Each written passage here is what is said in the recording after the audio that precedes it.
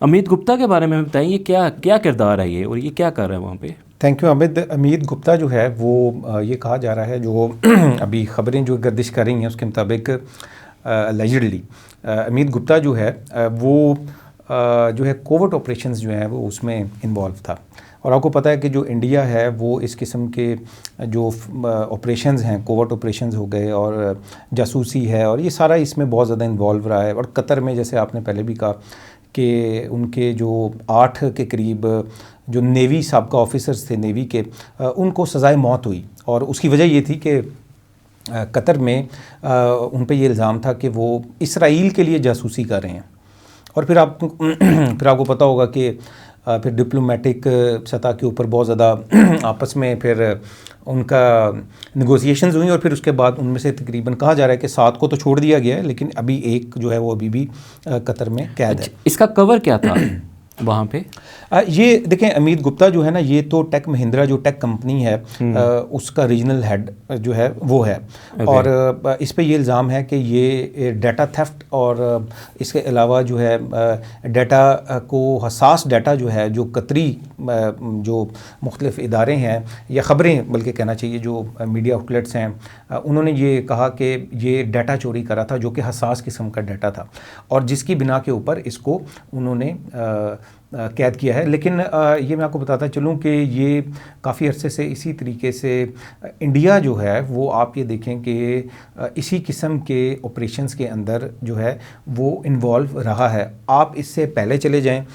یعنی ابھی کچھ دن پہلے کی بات ہے کہ جو کینیڈین انٹیلیجنس کا ادارہ ہے اس نے ایک رپورٹ شائع کی، اور کینیڈین میڈیا جو ہے اس نے بھی اس کو کوٹ کیا کہ جو سری واستو گروپ ہے جو، اور اس کا جو وائس پریزیڈنٹ ہے جو انکت سری واستو، وہ کینیڈین سرزمین کے اوپر اللیجڈلی را کے ساتھ مل کر جو کینیڈین سیاستدان ہیں ان کے ساتھ لابنگ کر رہا تھا انڈیا کو کے مفادات کے لیے. نہیں، یہ وہ اس میں یہ کہا گیا کہ وہ پاکستان کے خلاف لابنگ کر رہا تھا. اوکے، کینیڈا کے اندر؟ جی، کینیڈا کے اندر. اور آپ کو پتہ ہے کہ سری واستو گروپ جو ہے نا، یہ وہ گروپ ہے جو کہ انڈر کور کام کرتا ہے، جس کی میڈیا آؤٹلیٹس بھی ہیں اور دیگر کاروبار بھی ہیں. اور یہ کینیڈا میں کینیڈین انٹیلیجنس نے رپورٹ شائع کیا، یہ بھی تقریباً اس کو اسی مہینے کی بات ہے یہ بلکہ. اور یہ خبر بڑی گردش بھی کری، اور انٹرنیشنل میڈیا نے اس کو بہت زیادہ اس کو جو ہے وہ کوٹ بھی کیا اور چھاپا بھی. اب آپ یہ دیکھیں کہ جو سری واستو گروپ ہے، سیم اسی قسم اور اسی پیٹرن کے اوپر اگر آپ ٹیک مہندرا کے آپریشنز کو دیکھیں گے نا، تو وہ بھی تقریباً اسی قسم کے اس کے بھی آپریشنز ہیں. اچھا حسن بھائی، سوال یہ ہے کہ ایسی کون سی اسٹریٹجک انفارمیشن قطر میں موجود ہے جو کہ انڈیا کے ریلیونٹ ہے اور انڈیا اس کو حاصل کرنے کی کوشش کر رہا ہے؟ دیکھیں، یہ اسپیسیفکلی تو نہیں کہا جا سکتا کہ وہ ایگزیکٹ کیا انفارمیشن ہے، لیکن دیکھیں جو انفارمیشن ہے وہ یہی کہا جا رہا ہے کہ یہ حساس قسم کی انفارمیشن ہے. اس سے پہلے جب 8 سابق نیوی افسروں کو پکڑا گیا جو کہ بھارتی تھے، تو ان پہ یہ الزام لگایا گیا کہ وہ اسرائیل کے لیے جاسوسی کر رہے تھے. اور اس میں یہ کہا گیا کہ کئی ایسے جو خرید و فروخت کی جاتی ہے، جو اکوپمنٹ ہے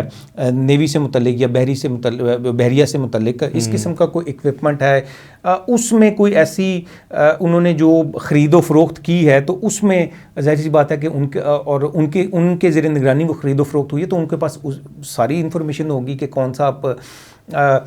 جو دفاعی نظام ہے، جو سسٹم ہے، کون سا خرید رہے ہیں، وہ کہاں انسٹال ہونا ہے. بڑی حساس قسم کی انفارمیشن ہے. یہ تو پکچر کلیئر ہو رہی ہے جس طرح اسرائیل کے حوالے سے اسرائیل اور پیلسٹائن کنفلکٹ جو چل رہا ہے اس کی میٹنگز قطر میں ہو رہی ہیں، اور اس موقع کے اوپر انڈین انٹیلیجنس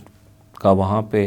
ہونا، بلکہ ان کے ایک آفیسر کا پکڑے جانا، یہ تو پکچر بڑی کلیئر ہو رہی ہے. جی، یہ تو انڈیا جو ہے وہ اسرائیل کے لیے مطلب گراؤنڈ فورس بنا ہوا ہے. اسرائیل کے لیے انڈیا گراؤنڈ فورس تو بہت عرصے سے بنا ہوا ہے، لیکن جب سے یہ 7 اکتوبر والا واقعہ ہوا اور یہ جو فلسطین اور کے اوپر جاری ہے اسرائیل کی، اس میں بھی آپ کو یاد ہوگا کہ ہم نے بھی گلوبل نیوز واچ کے اوپر بھی ایک خبر بریک کی تھی کہ جس میں ہم نے بتایا تھا کہ جو انڈیا ہے وہ کچھ ڈرونز کے پارٹس جو ہیں وہ بھی اسرائیل کو دے رہا ہے ابھی اس جنگ کے اندر, اور اس کے علاوہ بھی آرمز اینڈ ایمونیشن بھی جو ہے وہ پرووائڈ کر رہا ہے. اور پھر اس کے ساتھ ساتھ جو انڈین مختلف تھنک ٹینکس ہیں اور ان کے جو اسکالرز ہیں میڈیا پہ جو آتے ہیں, وہ تو کھلم کھلا اس کا اظہار کرتے ہیں کہ ہم تو اس کا ساتھ بھی دے رہے ہیں, اور بعضوں نے یہ بھی کہا کہ ہم اسلحہ بھی دے رہے ہیں, اور بعضوں نے یہاں تک کہا کہ جیسا کہ کارگل وار میں پاکستان اور انڈیا کی وار میں اسرائیل نے ہمارا ساتھ دیا تھا, ہمیں اسلحہ دیا, تو اب ہمیں بھی دینا چاہیے, اور اس لیے ہم دے رہے ہیں. اور نہ صرف یہ کا بلکہ کہا گیا کہ اور ہم دے بھی رہے ہیں, اور شاید آنے والے وقتوں میں پتہ چلے کہ انڈیا نے کتنا ساتھ دے دیا ہے.